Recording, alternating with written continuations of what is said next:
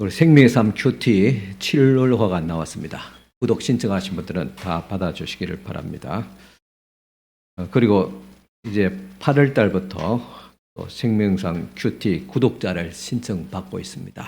늘 말씀드리지만은 많은 그 큐티집, 또 묵상 자료집이 있지만은 우리 생명의 삶 큐티만큼 그렇게 잘 짜여지고 은혜가 되는 그런 책들은 그렇게 많지 않습니다. 좀 투자를 하셔서 매일 한 번씩 또 하루씩 또 묵상하면 여러분들의 신앙에 또 삶에 큰 유익이 있을 줄 압니다. 원래 12월 12달 구독인데 우리 단체 구독하면 14개월로 2달 그 할인을 받게 되겠습니다. 보통 사이즈는 6만 원이고 큰 글자 사이즈는 7만 2천 원, 또 14개월 구독료가 되겠습니다. 우리 전도대는 이번 주 토요일 21일 날 푸른 초장 10시에서 모이게 되겠습니다. 두 곳에서 모이게 됩니다. 동네 입구에서 모이고 또 푸른 초장 안에서는 부침개 전도를 또 시작하게 되겠습니다. 많이 기도해 주시기를 바랍니다.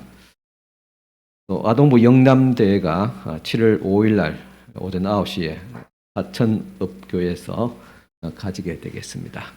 참가자는 지난번에 우리 대구 동남로의 66대에서 금상 또 은상을 수상한 최우도, 박지온 그리고 김소희 학생이 또 어린이가 참가하게 되겠습니다. 많이 기도해 주시고 또 격려해 주시길 바랍니다. 기도 제목 보시고 기도해 주시고 또 목회계획 계속 참고해 주시길 바랍니다. 교회 소식 이사입니다. 이제 우리 다 같이 일어서서 경건한 마음으로 하나님 앞에 예배를 드리겠습니다.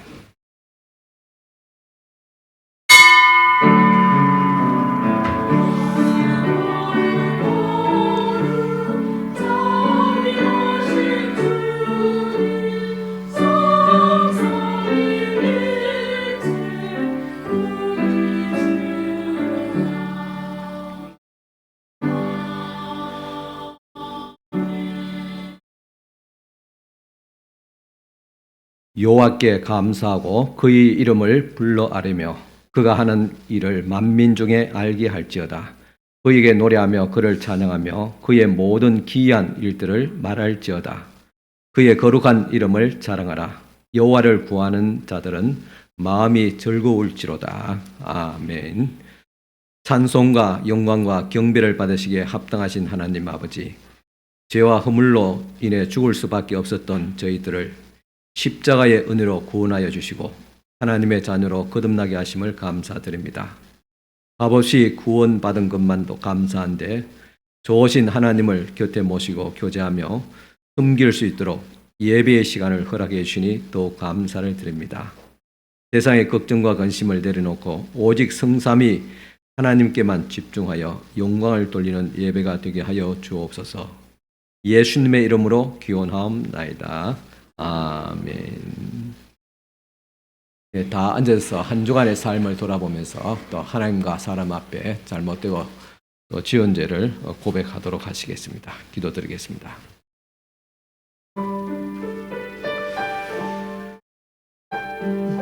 죄인들이 회개하기를 기다리며 오래 참으시는 하나님, 온 세상을 공의로 다스리시면서도 허물 많은 저희들에게는 사랑과 자비를 베풀어 주시는 은혜에 감사를 드립니다. 인간의 본분이 하나님을 영원롭게 하는 것임을 잘 알고 있었으나 우리의 은행 심사는 그러한 지식을 따라가지 못했습니다. 함부로 내뱉는 말은 이웃의 가슴에 큰 상처를 주었고 하나님의 영광을 가리었습니다. 세상의 불신자들과 똑같이 생각하고 행동함으로 빛과 소금의 역할을 감당하지 못했습니다. 힘들고 위급한 일을 만날 때마다 하나님께 등을 돌리고 우상과 재물과 세상의 권세를 의지하여 주님의 마음을 아프게 하였습니다. 불신앙으로 살았던 저희들의 어리석음을 용서해 주옵소서. 예수님의 이름으로 이 고백의 기도를 드립니다. 아멘. 주와 같은 신이 어디 있으리까? 주께서는 죄악과 그 기업에 남은 자의 허물을 사유하시며 인애를 기뻐하심으로 진노를 오래 품지 아니하시나이다. 아멘.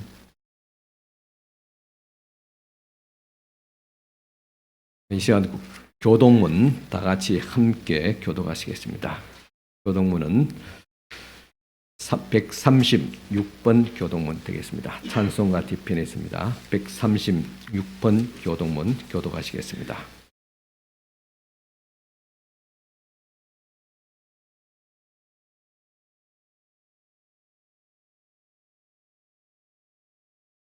그 후에 내가 내 영을 만민에게 부어주리니 너희 늙은이는 꿈을 꾸며 너희 젊은이는 이상을 볼 것이며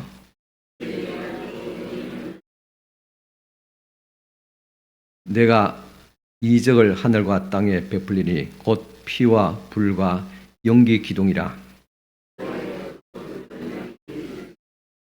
해가 어두워지고 달이 핏빛같이 변하려니와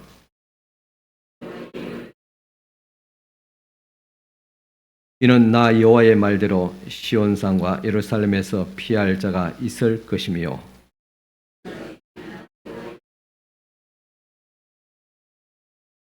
아멘. 이 시간 우리를 대표해서 양동기 지사님 기도해 주시겠습니다.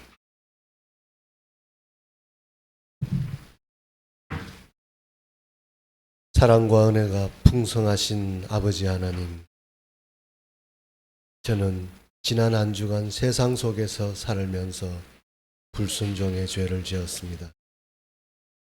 이 시간 주님 앞에 회개하며 용서를 구하옵나니 이 예수 그리스도의 보혈로 깨끗이 씻어 참 사람의 영혼으로 다시 태어나는 역사를, 그 크신 은혜를 깨닫게 하여 주옵소서.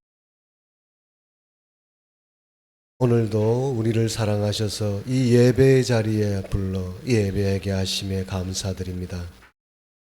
찬양과 기도로 드리는 이 예배가 선하시고 신실하신 주님의 음성을 듣는 은혜의 시간이 되게 하여 주옵소서.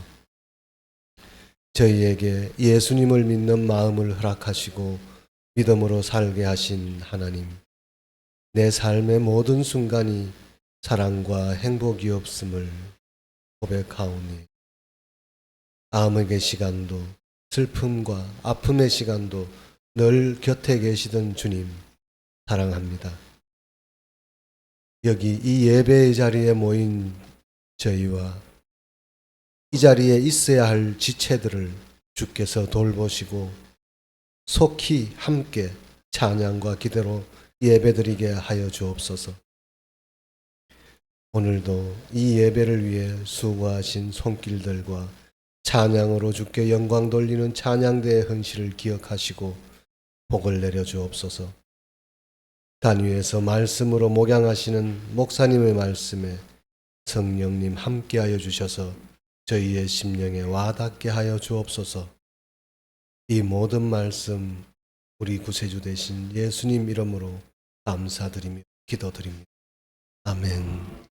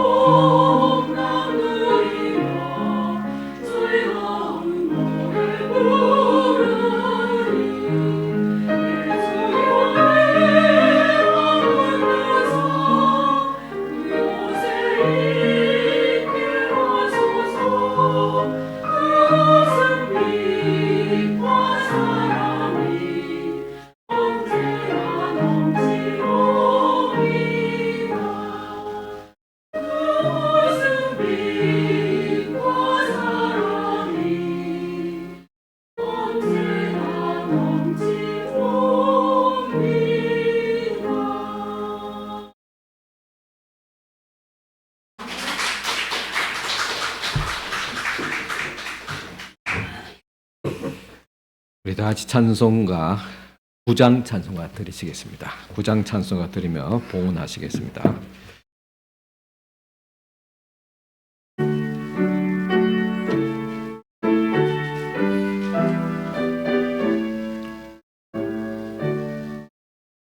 하늘에 가득 찬 영광의 하나님, 온 땅에 충만한 존귀하신 하나님, 생명과 빛으로 지혜와 권능으로 언제나 우리를 지키시는 하나님, 성부와 성자와 성령 삼위의 하나님, 우리 예배를 받아 주시옵소서.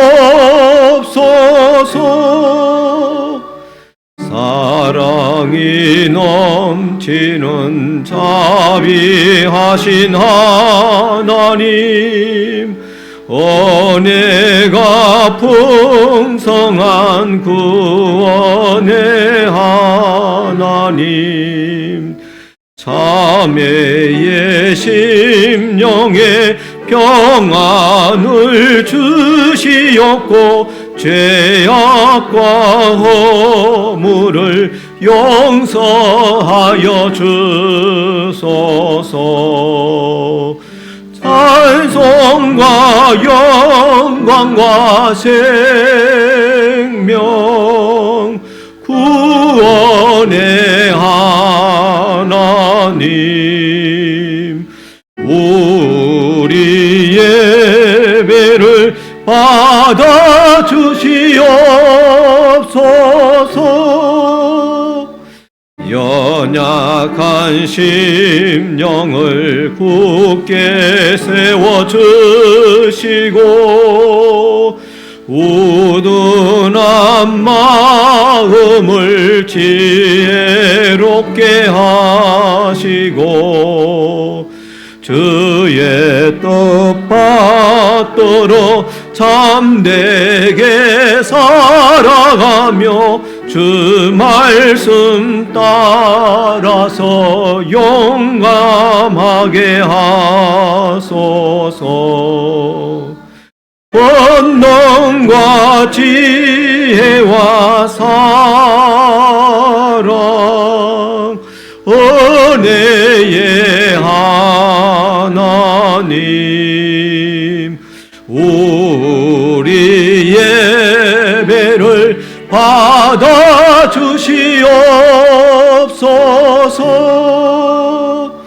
주 앞에 나올 때 우리 마음 기쁘고 그 말씀 힘되어 새 희망이 솟는다.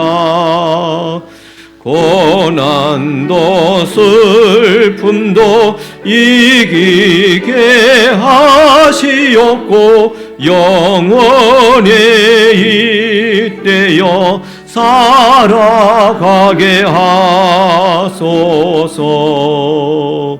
우리의 사랑과 기쁨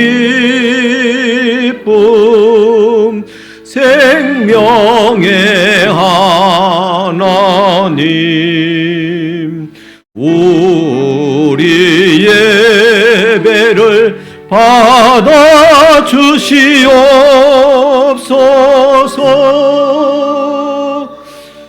아멘. 네, 봉헌 기도 드리겠습니다.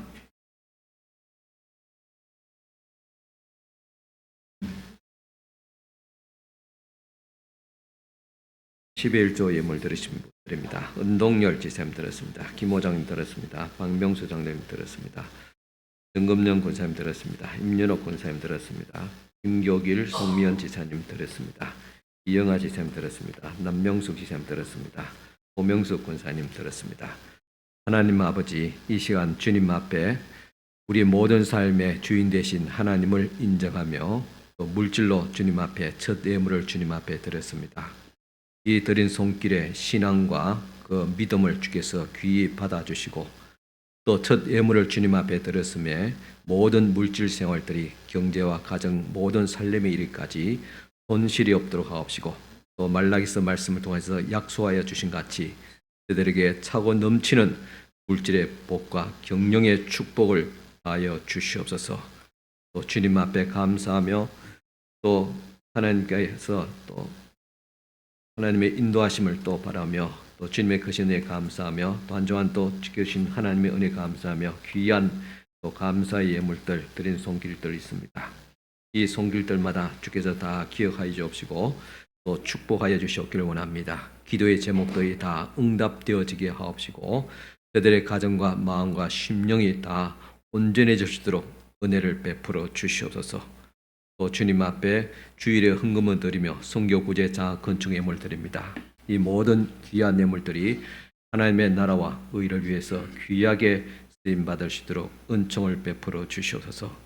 드린 손길들마다 주께서 복을 다하시되 믿음의 복을, 건강의 복을, 물질의 복까지 다하여 주시옵소서. 예수님 이름으로 축복하며 기도드리옵나이다. 아멘. 이 시간 주신 하나님의 말씀 보시겠습니다. 말씀은 이사야서 45장 18절 말씀 되겠습니다.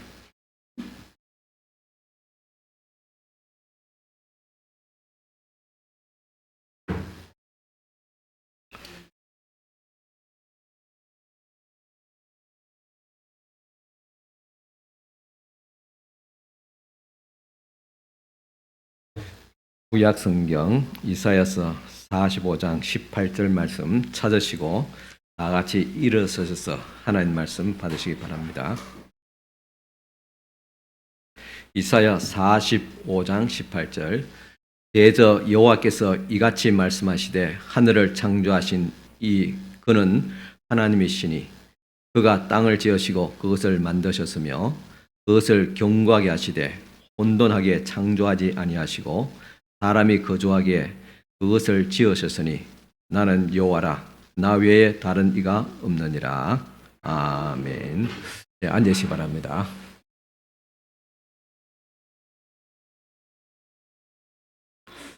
여러분 한 주간 잘 지내셨습니까? 이제 장마가 시작되고 또 무더위 또 시작되는 것 같습니다. 다들 건강하시고 또 하나님의 은혜로 또 이 더위와 또 장마를 잘 이겨낼 수 있기를 바랍니다. 지난 주일에는 하나님을 만났습니까? 라는 주제로 하나님의 음성을 듣기 위해서 구체적인 방법까지 말씀을 드렸습니다. 물론 여러 가지 또 상황을 통해서 또 사건을 통해서 급하게 하나님을 만나고 음성을 듣는 경우가 있습니다. 그런 예외를 제외하고 우리가 가장 보편적인 또 확실한 방법은 하나님의 말씀을 읽고 또 기도하는 것이라 그랬습니다. 그래서 지난주일에 제가 제안한 하나님의 음성을 또 말씀을 듣고 인도함을 받기 위해서 기도는 한 30분에서 또 1시간 또 성경은 5장에서 10장 정도를 묵상하는 것이 좋은 것이다. 또 말씀을 드렸습니다. 물론 쉬운 것은 아닐 줄 압니다.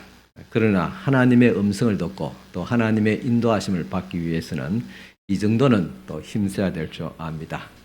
그래도 여러분 쉽지 않지요? 어렵지요? 여기에 제가 팁을 하나 드리겠습니다. 여러분들이 다 하기가 어려우니까 그래서 목사가 있습니다. 목사는 영적인 레위인과 같아서 성도들을 대신해서 예배를 준비하고 또 말씀과 기도로 성도들이 하나님께 나가는 것을 돕게 됩니다. 제가 새벽 기도를 하고 올라와서 목양실에서 1시간 이상 성경 말씀을 묵상합니다. 그리고 그 묵상한 말씀을 한 30분 동안 또다시 묵상하면서 성도들에게 매일 문자로 말씀을 올리고 있습니다. 짧은 말씀이지만은 굉장히 많은 기도와 또 공을 들이고 있습니다.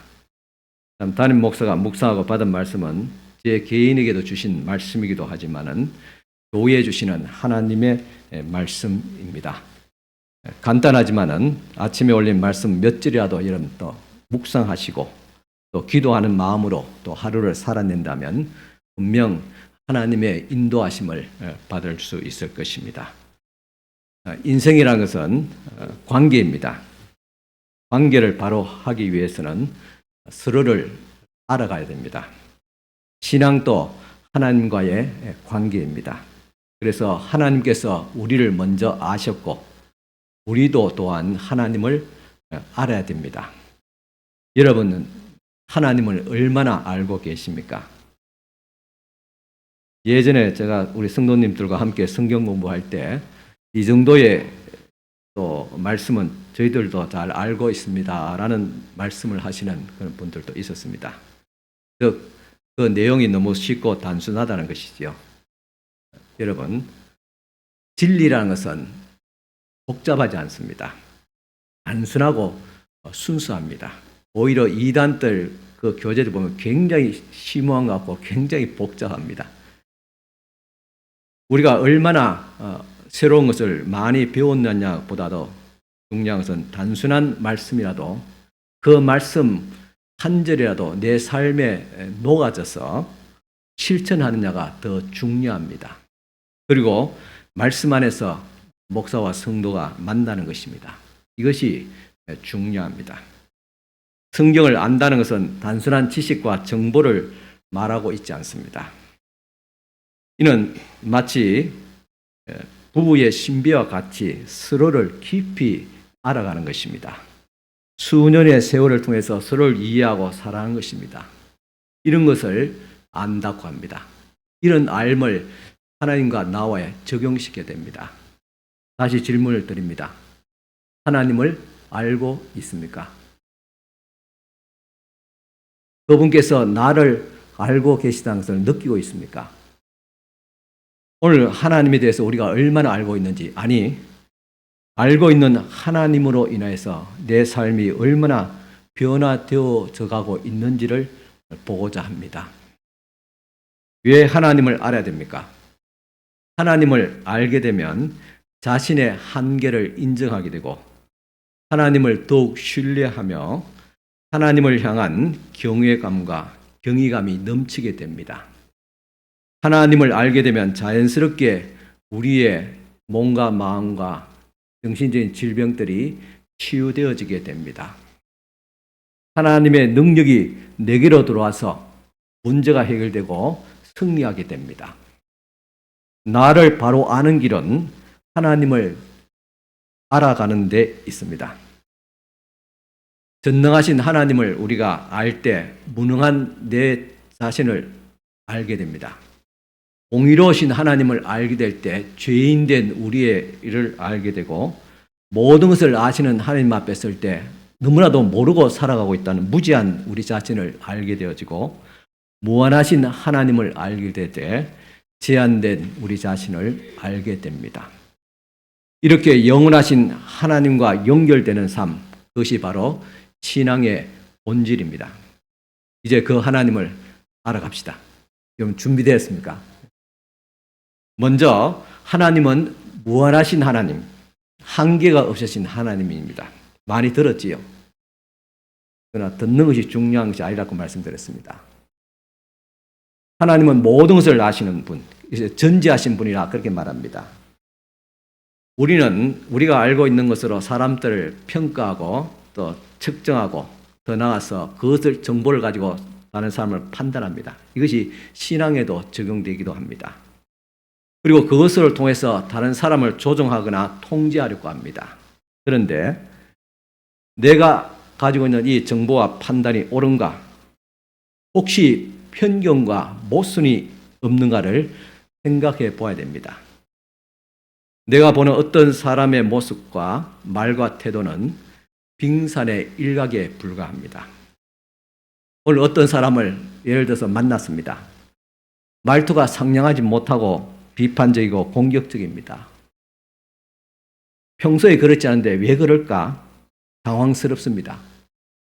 하지만 여러분들이 보는 것이 다가 아닙니다. 듣는 것이 다가 아닙니다. 마치 빙산의 일각과 같이 그 사람의 가정, 부부의 관계, 또 직장, 그리고 그 사람 속에 있는 내면에 드러나지 않는 무수한 문제들이 있습니다. 보이는 것은 극히 작은 일부입니다. 그래서 보이는 것으로, 듣는 것으로 그 사람을 판단해서는 안 됩니다. 그랬다가는 오해하게 되고 그 사람을 실족하게 만드는 큰 실수를 범하게 됩니다. 하지만 하나님은 한계가 없습니다. 모든 것을 다 아십니다.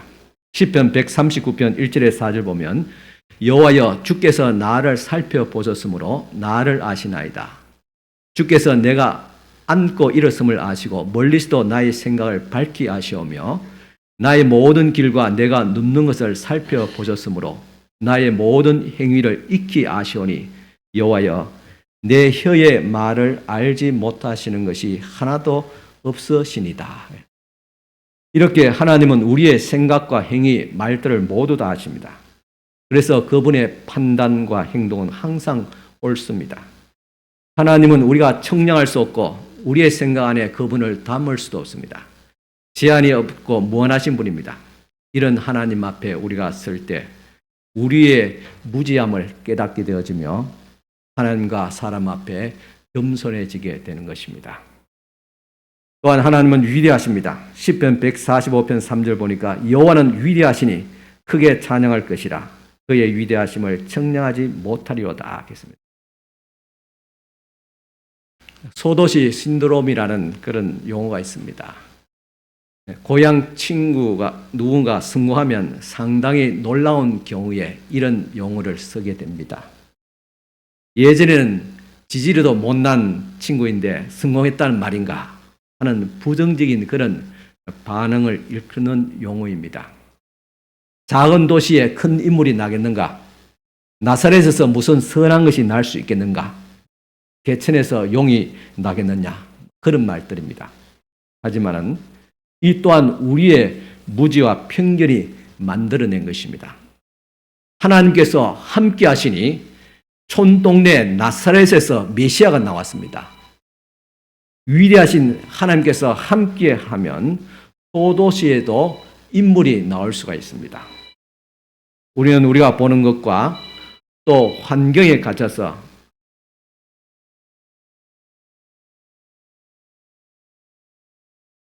우리의 이해를 초월하시는 그 하나님을 보지 못할 때가 있습니다. 그래서 우리가 믿는다고 하면서도 의외로 믿음 없이 살아가고 있습니다. 하나님은 전지전능하신 분이 아니십니까? 그런데 그 전능하신 하나님을 보지 못하고 무능한 자신을 바라보면서 낙심하고 실망하고 때로는 괴로워하고 있습니다. 이것이 오늘 우리의 약한 우리 자신의 당연한 모습이라고 그렇게 변명할 수 있겠지만은 그 속에 깊이 들어가면 하나님께 대한 불신입니다. 전능하신 하나님을 믿는다면 어찌 내가 이렇게 낙망할 수 있겠느냐는 것이죠. 부유하신 하나님을 보지 못하고 내 자신의 없음을, 부정함을 봅니다. 그래서 매일 없는 자처럼 그렇게 살아가고 있습니다. 그러면 무한하신 하나님 앞에서 우리가 어떻게 살아가야 됩니까? 먼저 우리는 다른 사람을 충분히 알 수 없기 때문에 쉽게 진단하고 판단하지 말아야 됩니다. 그리고 하나님의 말씀을 들을 때 설교를 듣든 말씀을 듣든 그 말씀을 가지고 타인에게 적용하기보다는 내 자신에게 적용해야 됩니다. 오늘 우리에게 주시는 하나님 말씀, 매일 내가 묵상하는 말씀일 때 내 가슴을 찌르는 말씀, 나를 회개케 하고 나를 새롭게 하고 나를 연단시키는 하나님의 말씀으로 우리 자신이 받아들여야 됩니다. 또 우리의 한계가 있음을 인정하고 무한하신 하나님을 의존해야 됩니다.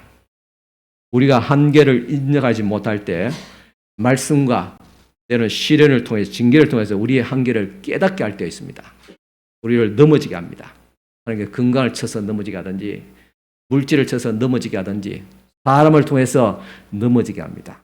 그때야 비로소 깨닫고 전능하신 하나님, 무한하신 하나님 앞에 나가게 됩니다. 그렇게 우리를 겸손하게 하십니다.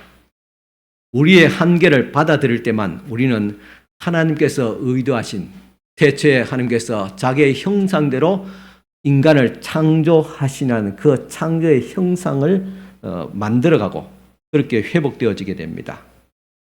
우리가 하나님의 형상을 지닌다고 말할 때 그것을 마치 하나님과 똑같다는 건 뜻이 아닙니다. 하나님은 하나님이고 피조물인 인간은 인간입니다. 분명한 한계가 있습니다. 하나님의 형상을 회복한다는 말은 하나님 앞에 온전히 의존하는 인간이 된다는 그런 의미인 것입니다. 그래서 우리의 연약함을 고백하기보다는 완전하신 하나님을 알므로 역설적으로 우리의 연약함과 불완전함을 깨닫게 됩니다. 그렇게 겸손하게 하나님을 의지하게 됩니다. 또한 하나님은 어떤 분이십니까? 창조주이십니다. 하나님은 지연바 되지 아니하시고 스스로 계신 분입니다. 그리고 주인이 되었습니다. 그런데 한번 창조하신 것으로 창조의 사역이 마치신 것이 아니라 피조물 날마다 새롭게 하며 날마다 공급하시는 하나님이십니다. 이제 우리가 장마가 시작되지 않았습니까? 그동안 많이 가물었습니다. 이 장마가 옴을 통해서 이 대지가 새로운 기운을 받아서 활력을 얻었습니다. 이처럼 하나님은 사람을 창조하시고 세상을 창조하심과 더불어서 날마다 우리에게 새로움을 공급합니다. 자연에게는 비와 바람과 햇빛을 주시고 사람에게는 날마다 우리 심령에 필요한 것을 하나님의 은혜를 성령을 부어주십니다. 그리고 우리가 항상 무엇인가를 필요로 하고 있다는 것은 우리의 한계를 반증해 주고 있습니다. 이는 우리가 금지된 선악과를 따먹기 전에도 그들은 자신의 폐에 숨을 불어 넣었습니다. 배는 음식으로 채웠고 그리고 물과 땅과 빛을 주시는 하나님께 의존하면서 살아갔습니다. 죄가 들어오기도 전에 사람에게는 육체적, 영적으로 필요했다는 거죠. 하나님과의 의존의 관계를 가지고 있었단 말입니다. 그래서 무엇이 필요한 것을 알 때, 필요할 때는 우리의 모든 것을 채워주시는 창조주, 우리의 근원 되신 하나님 앞에 나아가서 우리의 필요를 인정하고 구할 수 있게 하셨습니다. 하지만 최초의 인간은 그렇게 하지 않았고 자립성을 추구합니다. 하나님 앞에, 즉 하나님을 의존할 필요가 없다는 마귀의 유혹에 빠져서 그 연결고리를 끊고자 했습니다. 이것이 바로 죄입니다. 오늘날도 바쁘다는 핑계로, 중요한 일이 있다는 핑계로 하나님을 의존하지 않고 하나님 앞에 예배하지 않고 돌아다닙니다. 이렇게 우리는 또다시 하나님께서 금하신 선악과를 따먹는 죄를 범하고 있다는 사실입니다. 하나님께서는 당신을 필요한 모든 존재로 우리를 만들었습니다. 아담과 하와에게 주셨듯이 서로 필요로 하는 존재로 창조했습니다. 이처럼 하나님을 필요할 뿐만 아니라 우리도 사람과 서로 필요한 존재로, 즉 공동체를 만들었습니다. 그래서 태초의 공동체가 바로 부부의 관계였습니다. 그런데 우리는 하나님의 공급하심이 충분하지 않다고 생각되면서 우리는 스스로 우리 자신을 온전하게 만들어 갈 수 있고 내 인생은 내가 주인이라고 그렇게 생각하게 될 때부터 기도하지 않습니다. 은혜를 쉽게 잊게 되며 시련이 오게 되면 쉽게 낙심하고 때는 분노하기도 합니다. 그리고 죄에 대해서는 무감각하게 됩니다. 공동체를 피하고 자신을 숨깁니다. 책임감이 부족하고 겸손이 부족하게 됩니다. 결국은 탈진에 이르게 됩니다. 어떤 분 우리는 목사님 낙심했습니다. 그러면서 탈진했다는, 낙심했습니다. 실족했습니다. 왜 그렇습니까? 하나님을 의존하지 않았기 때문에 그렇습니다. 이것이 하나님을 의존하지 않는 자의 특징입니다. 여러분 신앙에도 보면 단계가 있습니다. 예수를 믿기 전에 단계 있죠. 택함을 받았지만 믿지 않기 전의 단계. 그러나 하나님께서 은혜로 우리를 불러주셔서 예수를 믿게 된 단계가 있고 그리고 구원을 받고 그 구원을 이루어가는 단계, 마지막에는 영화로운 단계, 즉 하나님 나라에 들어가는 그 단계에 있습니다. 그러면 지금은 어디에 있습니까? 여기 계신 모든 대부분 사람들이 성화의 단계, 날마다 거룩하게 되어지는 그런 단계에 있습니다. 그런데 이 성화라는 것은, 거룩하게 된다는 것은 자립성이 아닙니다. 내가 뭔가 대단한 존재로 말씀 묵상하고 기도하니까, 봉사하니까 뭔가 된 같이 그렇게 그것을 성화라고 말하지 않습니다. 성화라는 것은 의존성이 날마다 커져가는 것을 배우는 과정입니다. 내가 무엇인가를 스스로 할 수 있다는 생각이 커져가는 것이 아니라 하나님을 의지하라고 하는 것이 더 커져가는 과정을 배우는 단계입니다. 그래서 성화라는 것은 하나님께 대한 의존성입니다. 내 스스로 단단하게 세워지는 것이 아니라 하나님을 절대적으로 의존해 가는 것이 점점 더 굳어져 가는 것을 배우는 과정입니다. 그러므로 성화는 내 힘이 아니라 성령의 인도하시는 은혜의 과정입니다. 또 하나님은 어떤 분입니까? 하나님은 영원하신 분입니다. 오늘 우리는 이 시대에 살고 있으면서도 제한된 시간에 따라서 제한된 생각을 가지게 됩니다. 우리가 보는 것은 지금 이 순간밖에 없습니다. 물론 지난 과거를 우리가 생각하게 되죠. 그러나 미래는 더더욱 볼 수 없습니다. 반면에 하나님은 나는 알파와 오메가다. 처음이요 끝이라. 이제도 있고 전에도 있고 장차 올 전능하신 자라고 요한계시록 1장 8절에 말씀하고 있습니다. 이 말씀과 같이 무한한 시간 속에 영원히 계시는 하나님이십니다. 그래서 하나님은 과거와 현재, 미래의 하나님이시며 동시에 시간의 제약에 얽매이지 않으시고 시간을 자신의 완전한 뜻에 따라서 조정하시는 분이시기도 합니다. 그래서 전도서 3장 1절을 보면 범사에 기한이 있고 천하 만사가 다 때가 있다 하겠습니다. 모든 일에 기한이 있다. 그리고 모든 일에 때가 있다. 그것을 이룰 때가 있다. 그 때를 하나님께서 조정하십니다. 그런데 문제는 하나님의 때와 그 시간을 이해하지 못하고 또 기다리지 못하는 우리에게 있습니다. 하나님은 모든 일을 제때 정확하게 아름답게 한다는 것을 믿지 못하고 우리의 삶과 그리고 다른 사람의 삶에서 해결되지 않는 슬픔과 상처만 바라보게 됩니다. 그리고서도 우리는 하나님이 도우시지 않는다고 불평하며 낙심하기도 합니다. 지금 새벽 기도에 보고 있는 시편 전반부에 보면 시편 기자가 이런 상황에서 주여 어느 때까지입니까? 언제까지입니까? 라고 탄식할 수밖에 없습니다. 그러면 영원하신 하나님을 알아간다는 것은 무엇입니까? 영원하신 하나님 앞에서 산다는 것은 무엇을 의미합니까? 그것은 오늘 우리에게 주어진 시간은 오늘 이 시간입니다. 그래서 오늘에 감사하며 과거를 잊어버려야 됩니다. 과거에 얽매이지 않아요. 오늘의 삶에 충실하고 성실하고 오늘 주어진 삶에 대해서 감사를 됩니다. 그래서 여러분 날마다 여러분 하루는 새 날입니다. 아침에 뜨면 어제 날이 아닙니다. 새 날을 날마다 주시고 새 날을 주신 하나님께 찬양과 영광을 돌려야 될 줄 믿습니다. 또한 오늘을 믿음으로 살아야 됩니다. 미래는 하나님의 시간이지 나의 시간이 아닙니다. 미래가 잘 될지 못 될지 그것은 하나님께서 정하십니다. 물론 우리는 기대할 수 있습니다. 이런 상황이 나면 미래는 어떻게 될까 예측하면서 우리가 희망을 가지고 또한 어떤 데는 낙심하기도 합니다. 그러나 이것도 헛된 일입니다. 왜냐? 미래는 나의 시간이 아닙니다. 잘 되는지 안 되는지 하나님께서 정하신 것입니다. 물론 오늘 미래를 위해서 우리가 준비를 하는 것은 맞습니다. 그러나 우리의 준비가 다가 아닙니다.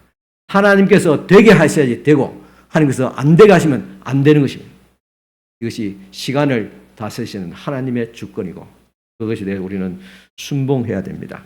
순종해야 되겠죠. 그래서 믿음의 반대는 불신이 아니라 두려움입니다. 많은 사람들이 미래에 대해서 두려워합니다. 우리가 새 정부가 들었으면서 코스피가 쫙 올라갔지요. 그러니까 경제가 좀 나아지나 그걸 기대했다가 어떻게 됩니까? 지금 이스라엘과 이란이 지금 전쟁이 일어났습니다. 심각합니다. 그러니까 세계 정세가 다 또 떨어지고 우리 코스피도 마찬가지로 다 떨어지잖아요. 막 떨어지고 있잖아요. 미래는 우리가 예측할 수 없어요. 사람의 힘으로 되지 않습니다. 하나님께서 미래를 다스립니다. 그런데 그 미래에 대해서 미리 예측하며 불안해하고 때로는 잘 될 것이라고 자만한 것, 이것이 바로 불신입니다.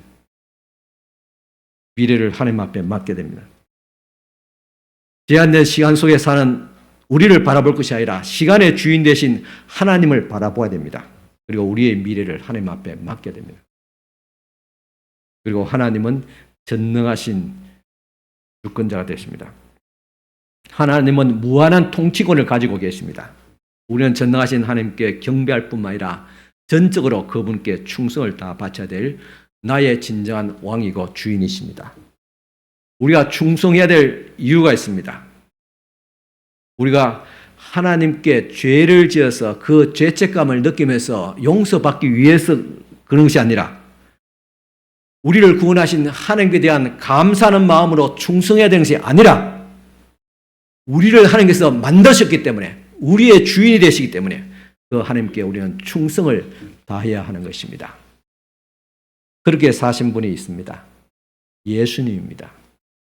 예수 그리스도는 참 온전하신 하나님이시며 철저한 인간으로 사신 분입니다. 철저하게 하나님을 의존하면서 그분의 뜻대로 사시고 충성된 분이었습니다.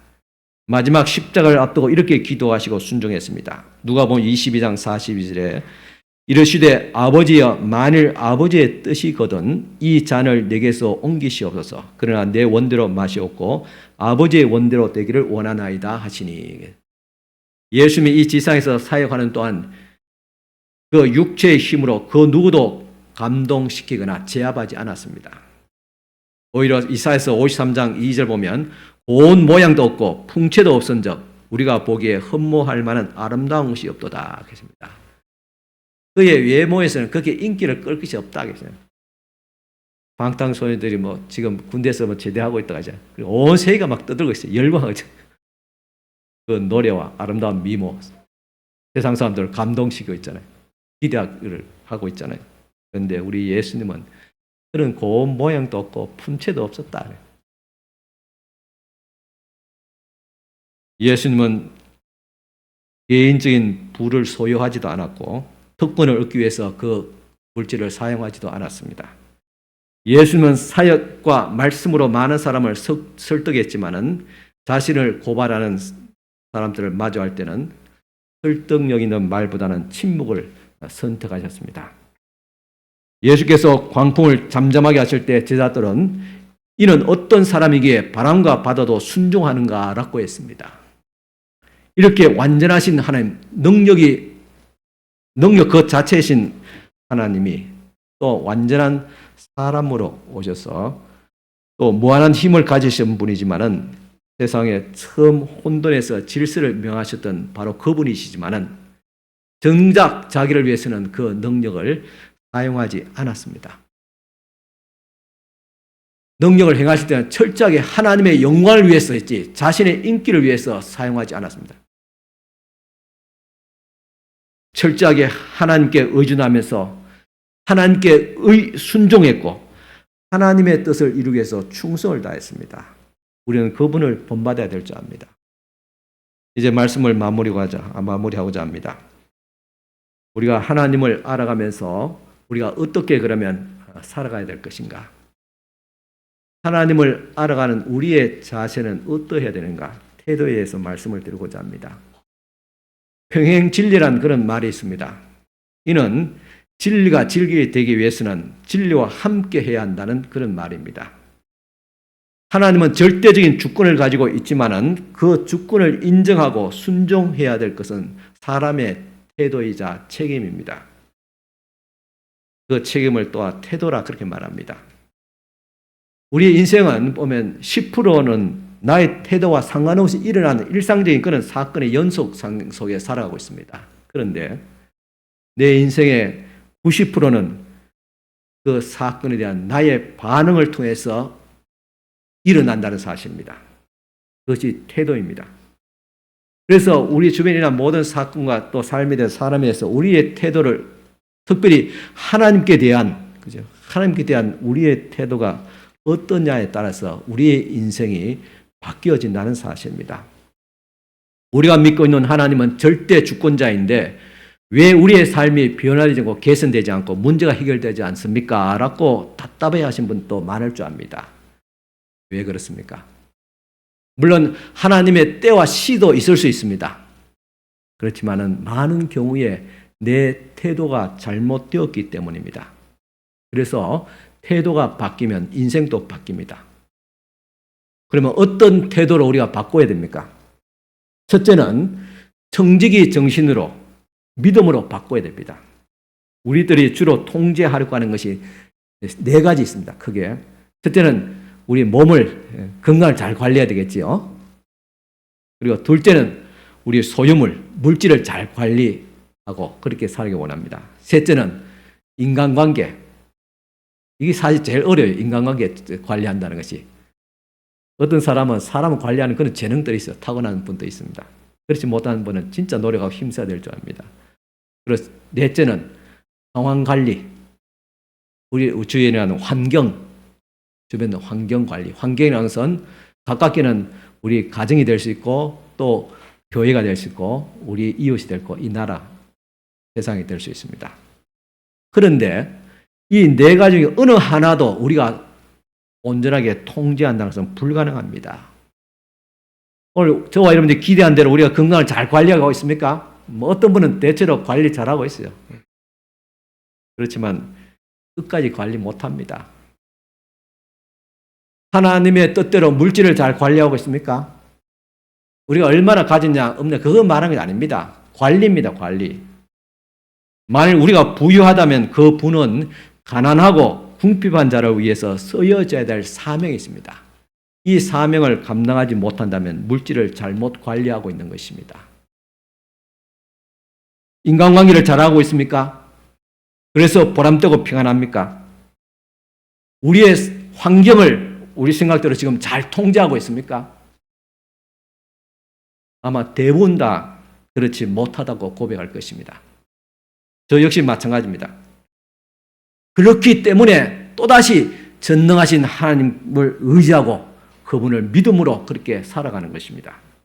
그리고 내가 주인이 아니라 내 모든 것은 하나님께서 나에게 맡겨주신 관리임을, 청지기임을 잊지 말아야 됩니다. 그게 마음이 편합니다. 내가 주인이 하면 내 뜻대로 되고 안 되면 낭망을 실조하고 또 잘 되면 교만하잖아요. 그러나 나는 관리자로 생각할 때 내가 최선을 다해서 내 몸을 건강을 관리했습니다. 그런데 어떠합니까? 환경에 따라 삶에 따라서 이게 병도가 아픈데 어떡해요? 내 책임 아니에요. 이제는 관리자이기 때문에. 물질도 마찬가지로 사람 그렇고 우리는 그저 하루하루를 성실하게 최선을 다해서 관리할 뿐입니다. 그것을 주는 게 우리의 주인이 되신 하나님께서 보신다는 거예요. 책임을 질 필요 없습니다. 자유하십시오. 건강에 자유하시고 물질에 자유하시고 인간관계에 자유하십시오. 환경에 자유하십시오. 왜냐하면 우리의 주인은 하나님이십니다. 우리는 그저 그분의 관리자일 뿐인 것입니다. 또한 우리는 어떻게 살아야 됩니까? 말씀으로 살아야 됩니다. 하나님은 여전히 말씀으로 세상을 창조하셨고 또 말씀으로 이 시대도 지금도 재창조하고 계십니다. 날마다 묵상하는 하나님의 말씀으로 우리가 새롭게 지음을 받게 됩니다. 하나님의 말씀은 오늘 또 우리를 변화시키고 우리를 구원하시고 우리로 하여금 승리하게 하시고 응답하여 주시고 인도하시고 동행하여 주십니다. 그래서 고난 중에 하나님 앞으로 나아가야 됩니다. 말씀을 붙잡혀야 됩니다. 그래서 그리스도의 말씀 묵상이 진짜 중요합니다.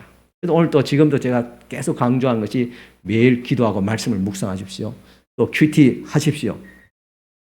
그래야지 여러분들 인생이 바뀌고 변화됩니다. 우리는 묵상을 통해서 하나님의 음성을 매일 듣고 인도함을 받게 됩니다. 그리고 그 말씀을 적용함을 통해서 우리의 삶이 바뀌어집니다. 하나님의 말씀은 능력이 있어 골수와 심령을 찔러 쪼개게 하는 운동력 있는 하나님의 말씀입니다. 이 말씀을 묵상하고 이 말씀대로 믿고 그렇게 행동하십시오. 그러면 분명히 우리의 삶이 변화됩니다. 매일매일 하나님의 인도하심을 받으시기 바랍니다. 이것을 계시라 말합니다. 성경은 전체 계시의 말씀입니다. 지금 적용되고 과거를 돌아보기는 말씀이긴 하지만 앞으로 되어질 일에 대해서 예언하는 말씀입니다. 계시의 말씀입니다. 과거에 일어났던 일이라도 그것은 오늘 우리에게 있어 미래의 예언적인 말씀이기도 합니다. 그래서 말씀을 통해서 우리는 예언을 받아야 됩니다. 우리의 앞길을 알아야 됩니다. 어떻게 살아갈지를 주님께 인도함을 받아야 됩니다. 이것을 예언이라 계시라면 말씀은 예언과 계시의 말씀입니다. 매일매일 주님의 인도하심을 받을 수 있습니다. 묵상은 하나님 말씀 묵상은 하나님을 알아가는 최고의 유일한 창고입니다. 보물 창고입니다. 그리고 말씀을 통해서 우리는 하나님을 잠잠히 기다리는 것을 배우게 됩니다. 인내하게 됩니다. 또한 우리는 전능하신 하나님 앞에 어떻게 살아가야 됩니까? 성령의 능력으로 살아가야 됩니다. 성령의 능력으로 사는 사람은 생각과 행동을 통제할 수 있습니다. 우리는 하나님을 떠났던 죄인들이었습니다. 하나님이 없이 살았던 자들입니다. 우리는 주님 말씀에 순종하는 그런 마음이 원래 없었어요. 그렇게 새롭게 지음을 받아야 됩니다. 에스겔서 11장 19절 20절 보면 내가 그들에게 한 마음을 주고 그 속에 새 영을 주며 그 몸에서 돌 같은 마음을 제거하고 살처럼 부드러운 마음을 주어 내 율례를 따르며 내 규례를 지켜 행하게 하리니 그들은 내 백성이 되고 나는 그들의 하나님이 되리라 하겠습니다.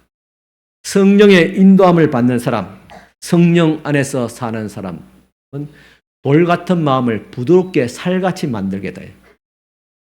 딱따오 거부했던 우리의 마음이 부드러워져서 하나님의 말씀에 순종하게 돼요. 싸나운 마음이 부드러워져서 사랑으로 충만하게 되고 이해로서 충만하게 된다고 했습니다. 이렇게 성령의 인도함을 받는 사람이 하나님의 사람이고 하나님의 백성들입니다. 구속받은 성도는 하나님의 통치에 복종하며 그분이 우리의 불확실한 미래를 다 맡겨야 되는데, 그리고 구속받은 사람은 자신이 왕자를 차지할 자격이 없음을 인정하고 그 왕자에서 겸손히 내려오고 우리의 왕 대신 예수 그리스도를 모셔야 되는데 그것이 사람의 인력으로 되지 않습니다. 인격으로도 경험으로 되지 않습니다. 오직 성령으로 되어집니다. 성령이 오셔야지 성령이 임함을 통해서 우리가 하나님을 알아가고 그분 앞에 겸손히 나아가고 순종하게 됩니다. 로마서 8장 11절에 14절입니다. 예수를 죽은 자 가운데 살리신 이의 영이 너희 안에 거하시면 그리스도 예수를 죽은 자 가운데서 살리신 이가 너희 안에 거하시는 그의 영으로 말미암아 너희 죽을 몸도 살리시리라. 너희가 육신대로 살면 반드시 죽을 것이로되 영으로 몸의 행실을 죽이면 살리니 무릇 하나님의 영으로 인도함을 받는 사람은 곧 하나님의 아들이라 하겠습니다. 여러분, 성령의 인도함을 받고 있습니까? 성령의 인도함을 받게 되면 살지만은 육신으로 살게 되면 죽는다고 했습니다. 우리는 전능하시고 무한하신 하나님을 믿는다면 우리는 그분을 의지해야 합니다. 오늘 하루를 믿음으로, 오늘 하루를 성실하게 청직으로, 그리고 성령의 인도하심을 따라서 살아갑니다. 이렇게 하나님을 알므로 통해서 우리 자신들이 날마다 새롭게 변화됩니다. 모순과 문제가 많은 우리들입니다. 그러나 우리의 모순과 한계를 바라보기보다는 전능하신 하나님을 바라봐야 됩니다. 오늘 우리가 많은 문제를 안고 있습니다. 문제 많은 우리 인간들을 바라본들 무슨 거기서 해결책이 나오겠어요? 남편을 바라본들, 아내를 바라본들 그 속에 무슨 답이 있습니까? 자식을 바라본들 거기에 답이 있습니까? 이 나라를 바라본들 여기에 희망이 있습니까? 없는 것을 바라보지 마시고 있는 것을 바라보세요. 전능하신 하나님, 천지를 창조하신 하나님, 무한한 사랑과 은혜를 주시는 하나님, 우리의 희망이 되신 하나님을 바라봐야 됩니다. 결국 믿음이라는 것은 무엇이냐? 한계 많은 나를 바라보는 것이 아니라 전능하신 하나님을 바라보고 그분의 능력을 의지하는 것입니다. 그럴 때 문제가 해결되고 회복되어지게 됩니다. 이제 무능하고 무지한 나를 바라보면서 낙심할 것이 아니라 전능하신 하나님, 모든 것을 다 아시고 다스리시는 그 하나님을 바라보시기를 바랍니다. 나를 바라볼 때는 불안하고 염려합니다. 이것을 불신앙이라 그렇게 말했습니다. 하나님을 바라볼 때 평안할 수 있습니다. 이것이 믿음입니다. 우리는 믿음의 사람이요 하나님의 사람들입니다. 늘 하나님 앞에서 날마다 새로워지고 있습니다. 그분을 알아오고 그분을 의지하기를 바랍니다. 하나님을 아는 것은 지식을 넘어서 하나님을 사랑하는 것이다. 우리가 하나님을 아는 것은 부부의 관계에서 알아가는 것과 그렇게 비유했습니다. 그 중심에 무엇입니까? 사랑입니다. 우리가 하나님을 안다는 것은 그만큼 하나님을 사랑한다는 것이고 하나님의 사랑을 내가 느낀다는 말입니다. 하나님을 알면 알수록 하나님께 대한 사랑이 우리 가운데 끊임없이 증가되어지고 우리의 부으신 하나님의 만국하신 그 은혜와 사랑으로서 우리 마음이 넘치게 되어지게 된 것입니다. 그래서 알아가는 관계가 지향하는 것은 바로 사랑입니다. 하나님을 사랑하고 이웃을 사랑하는 것입니다. 이것이 바로 하나님을 알아가는 목적입니다. 사랑하는 성도 여러분, 하나님을 사랑하고 성도를 사랑하고 이웃을 또 사랑할 수 있기를 바랍니다. 기도드리겠습니다. 하나님 아버지, 어리석고 무지한 저희들을 긍휼히 계시고 또 은혜를 베푸시사 하나님을 알아가게 계심을 감사드립니다.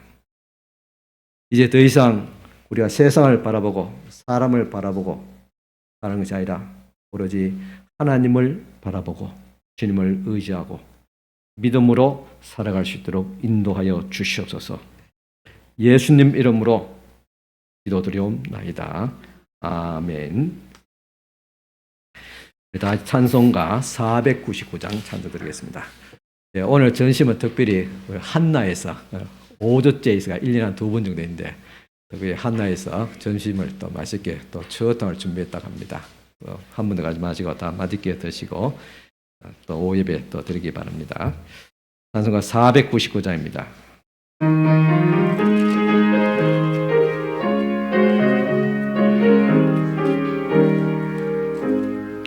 호감에 사는 백성들을 보라. 수많은 심령 멸망하겠네. 그 누가 갈까 주의 복음 들고 생명을 구원하는 곳으로. 강권세 주께 있으니 강권세 주께 있으니 너는 가서 주의 복음 전하라. 주가 너 항상 지키리라. 구원의 문은 넓게 열렸으니 십자가 군병 일어나거라. 너희의 힘을 하나로 뭉쳐서 죄악의 쇠사슬을 끊어라. 강권세 주께 있으니 강권세 주께 있으니 너는 가서 주의 복음 전하라. 주가 너 항상 지키리라. 왜 너는 멸망길을 가려느냐. 주 음성 듣고 응답하여라. 널 구원하려 예수 죽었으니 생명의 참된 복음 전하라. 강권세 주께 있으니 강권세 주께 있으니 너는 가서 주의 복음 전하라. 주가 너 항상 지키리라. 온전한 만민 승리의 그날에 영광과 찬송 주께 드리래. 속죄함 입어 구원받았으니 기쁘게 할렐루야 부르세. 강권세 주께 있으니 강권세 주께 있으니 너는 가서 주의 복음 전하라. 주가 너 항상 지키리라. 아멘. 우리 다 같이 일어서서 축복 기도 받으시기 바랍니다. 하나님 아버지, 이 시간 이제 세상으로 나아갑니다. 하나님의 말씀을 듣고 나아갑니다. 또 하나님 앞에 하나님을 우리가 바로 알고 그분의 전능하신 능력과 은혜를 의지해서 세상 속으로 나아갑니다. 인도하여 주시기를 원합니다. 특별히 이 시간 우리를 치유하시는 치유의 하나님, 전능하신 하나님, 그분을 이 시간 바라보며 우리의 약함을 주님 앞에, 우리의 질병을 주님 앞에 다 내어놓습니다. 하나님, 이 시간도 주님 앞에 우리의 약함과 질병을 주님 앞에 내놓고 기도드리옵나니 하나님의 치유하시는 능력과 손길이 저들에게 함께하여 주시옵소서. 육체의 질병을 치료하여 주옵시고 마음의 병을 고치시고 정신적인 영적인 질병을 치료하여 주시옵소서. 하나님의 은혜로 몸과 마음과 심령이 또 강하고 담대지게 역사하여 주시옵소서. 치유하시고 전능하신 하나님을 믿습니다. 그 하나님의 은혜가 오늘 이 시간도 주님 앞에 기도하는 저희들에게 임하여 주시옵소서. 주의 권능으로 고쳐주시고 치료하여 주시고 회복시켜 주시옵소서. 예수님의 이름으로 기도드리오며 지금 우리 주 예수 그리스도의 연회와 하나님의 크신 사랑과 성령님의 감화교통 충만하신 은총이 오늘도 주님 앞에 나와서 하나님을 더욱 알아가는 사랑하는 모든 우리 성도들 머리 위에 지금도 영원토록 함께 있을지어다. 아멘.